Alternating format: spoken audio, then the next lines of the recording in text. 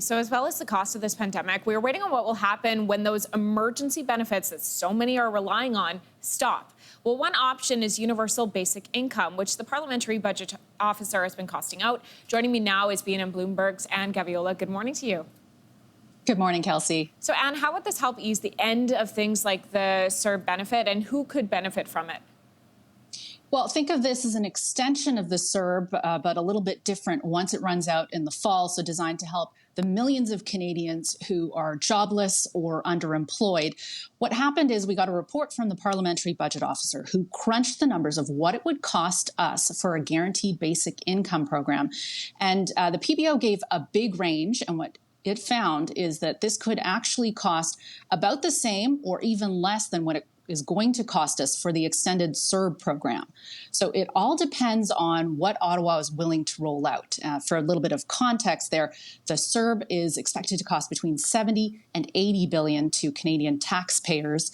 And this guaranteed basic income program, the PBO says there's a range, okay? We can either pay something in the neighborhood of 50 billion or all the way up to 100+ billion. I looked at that and said that is a huge range, so what are we talking about? On the lower end of it, you're looking at something that targets less Canadians, really those making the least amount of money or no money, and it's a benefit that will be clawed back at a higher rate the moment that you start making more. On the more expensive side of what this could look like, we're talking about a program that targets more people, so 20 million Canadians. And when you start making more money, it's clawed back at a reduced rate. To give you a little bit of an idea of what that would mean, this is the kind of thing that's designed to cover your basics. So we're talking about shelter, food, and clothing. On the lower end of this type of program, the minute you start making more than $36,000 a year, you would no longer be eligible for this kind of thing. Kelsey? And we've got some of those numbers. Do you think that this could be something, guaranteed income, that we could see, or universal basic income? Could this be something that we see as more of a permanent fixture?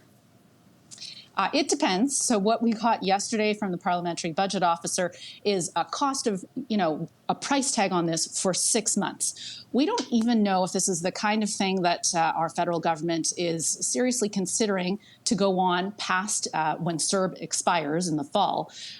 The Finance Minister, Bill Mulroney, has been asked repeatedly about this from senators and MPs saying, is this something that your government is seriously looking into? We haven't gotten a firm commitment from the government, although it looks like later today we'll have a hint or maybe a big reveal in terms of whether or not this is the kind of direction that this government is looking to head into.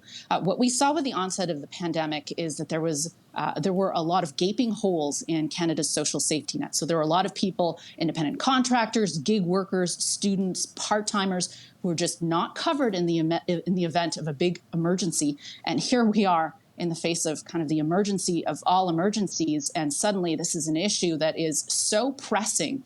This kind of policy tool was viewed as fairly radical pre-pandemic, but now with the introduction of the CERB, which is very similar to a guaranteed basic income or a universal basic income, people are saying it doesn't sound that radical at all. Mm-hmm. And as your last guest mentioned, when you look at sort of the outlook for employment for these millions of Canadians who find themselves without a job or making way less than they used to, there is no expectation that, very soon they're going to be back to anything resembling pre-pandemic. So the question is there the political will here in Canada to implement this kind of thing? And the timing seems fairly good.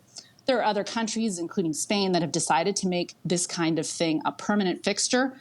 Not clear at this point, though, if Canada is on board with that. Kelsey. Okay. And lots to unpack there, and you can follow this story today on BNN Bloomberg. Thank you so much.